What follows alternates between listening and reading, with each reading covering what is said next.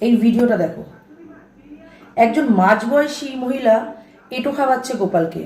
শুধু কিন্তু এঁটো না, খাওয়াচ্ছে মাছ। একজন সিনিয়র মহিলা হয়েও ওনার কোনো বুদ্ধি নেই। এইভাবে কেউ এঁটো খাওয়ায়?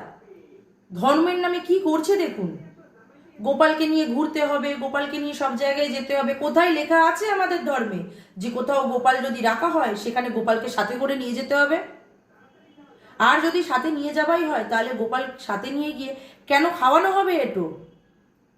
যেখানে নিয়ে গেছে সেখানে কি জায়গা নেই গোপাল রাখার? তাহলে নিয়ে বেরিয়েছে কেন? এখন আমি হামেশাই দেখি রাস্তাঘাটে বাড়িতে গোপাল আছে বলে কোলে কোলে নিয়ে নিয়ে ঘুরছে।